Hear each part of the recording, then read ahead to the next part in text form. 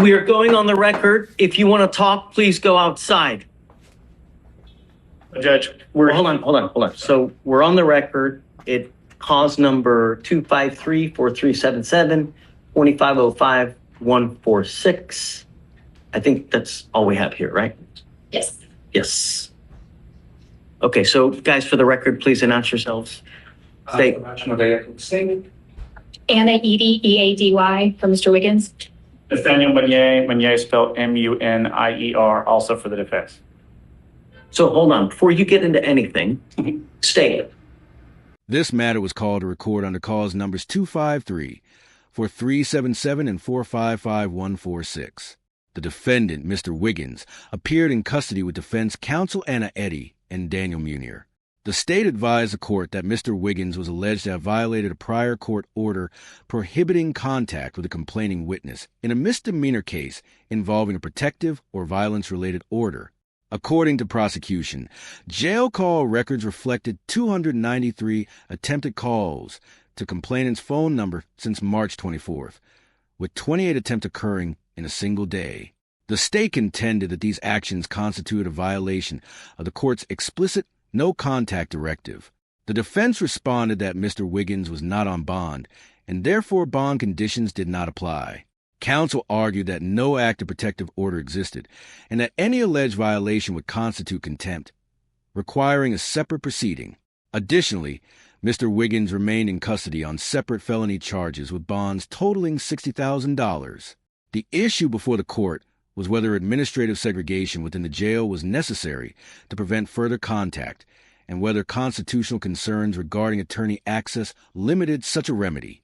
You wanted to bring something to the court's attention.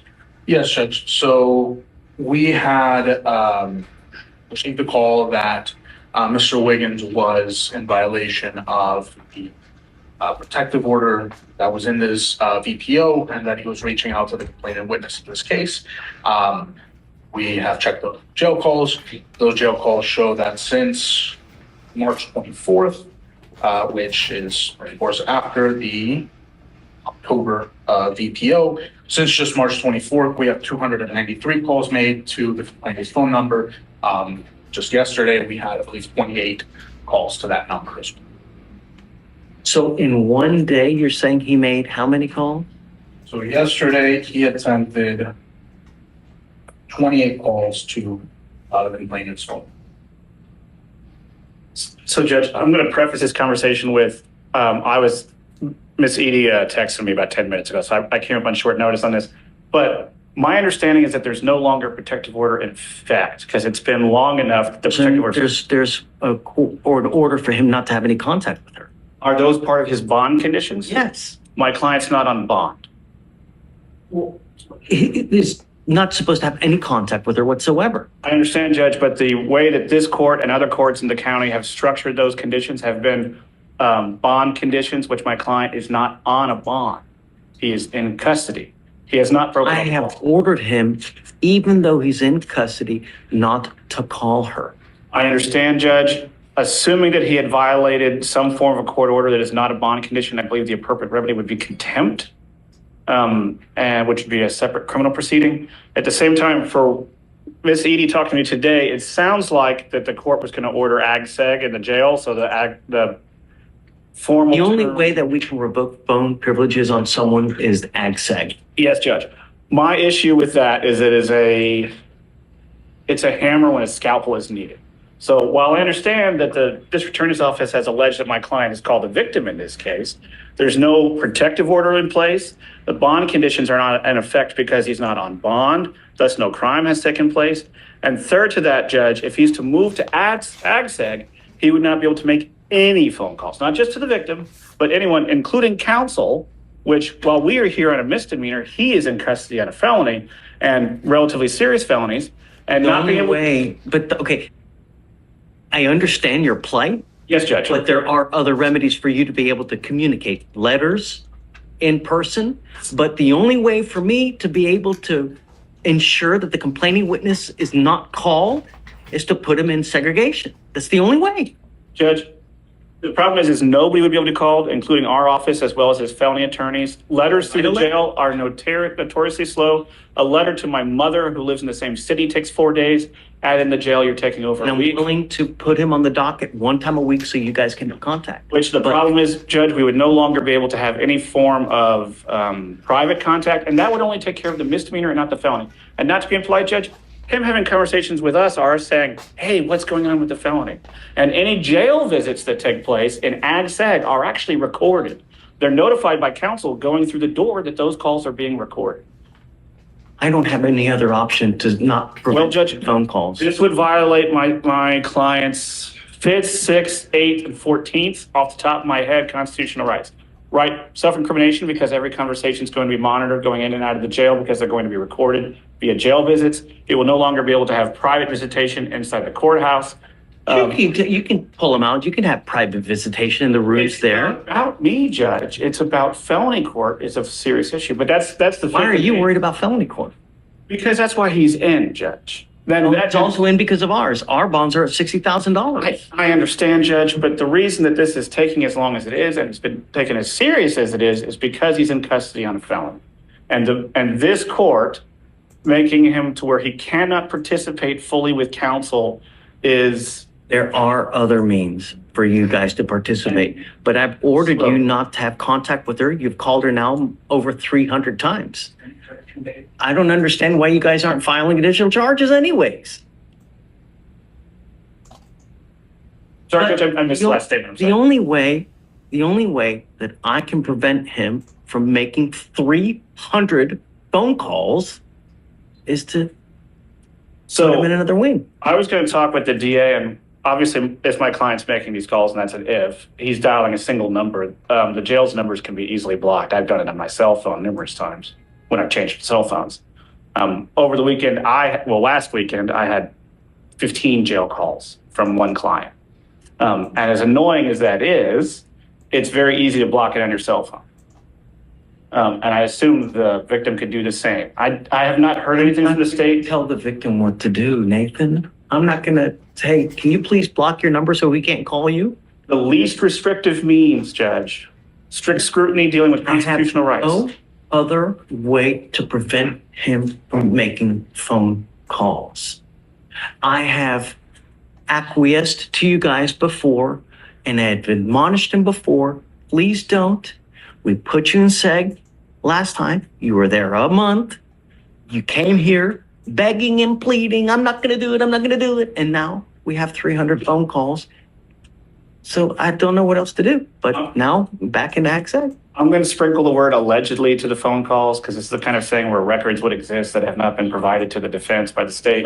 Do you have the records? Well, I have them. I just have to get I have to do the forms or get them up with the forms. Yeah. Okay, so let's set up for a formal hearing because I don't want. You're right. I don't want to give you state the benefit of the doubt without him actually or Anna actually seeing it and seeing that the phone calls were actually made. So let's set it for a formal hearing. How soon can you get him the evidence? I'm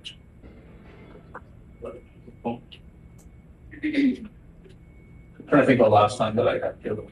It could be tomorrow, it'll be a few days. So, I don't know if we want to set it up for next Monday or something like that. I think I should have it by then. This week should support for that. Actually, not going to spend those places. And if we could keep him in normal population so that we could visit him, as does his felony counsel, and they could Wiggins, I'm going to have you sign an affidavit from today promising me you're not going to reach out to the complaining witness in this case by any means. If you do, I can have a contempt hearing, and every single time it's punishable by up to 6 months in jail and a $500 fine per the advice of your lawyer. Because he thinks this is the correct avenue instead of AgSeg. Do you understand? No.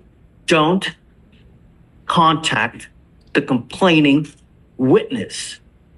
Don't use anyone else to contact the complaining witness. Don't use anyone else's number to contact the complaining witness. I'm going to rephrase what he just said. That means calls going through third parties. So if you call mom and have mom call her, that's against the rules. If you call mom and have mom forward the call, that's against the rules. Et cetera, et cetera. Yeah. Okay.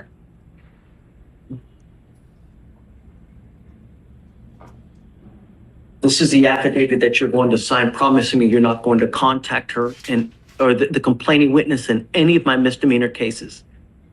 Do you understand? Okay, so you want to set it for Monday?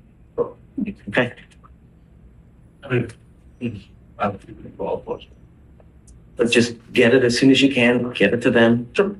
Have a hearing on Monday to see whether he's actually making the phone calls that we ordered him not to. This is you swearing that you will not make these calls. And let it be clear that it truly have no least restrictive means than to deny his ability to make phone calls to the complaining witness. There really is no less restrictive means. Judge, my understanding is that the jail can prevent Mr. Wiggins' SPIN number from calling him. In the last time, he used someone else's SPIN number to make the phone calls. And what's that? So, Yeah. well, we'll see this time. I don't know.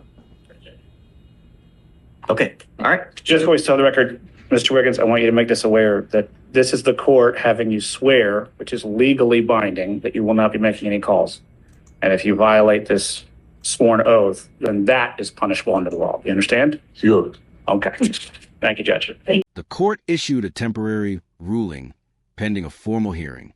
Rather than immediately placing Mr. Wiggins in administrative segregation, the court required him to execute a sworn affidavit affirming that he would not contact the complaining witness by any means. The court explicitly prohibited direct calls, indirect contact through third parties, and use of another inmate's identification number to place calls. The judge warned that any violation of the sworn order will result in contempt proceedings, punishable by up to 6 months in jail and a $500 fine per violation. The court emphasized that the sworn oath was legally binding and that further violations would carry serious consequences. A formal hearing was scheduled for the following week to determine whether Mr. Wiggins had, in fact, made the alleged calls. The state was directed to provide the relevant jail call records to the defense prior to that hearing. Pending the evidentiary review, Mr. Wiggins was permitted to remain in the general jail population, allowing continued communication with his attorneys. The matter concluded with Mr. Wiggins acknowledging his understanding of the court's directive and the legal consequences of any future violations.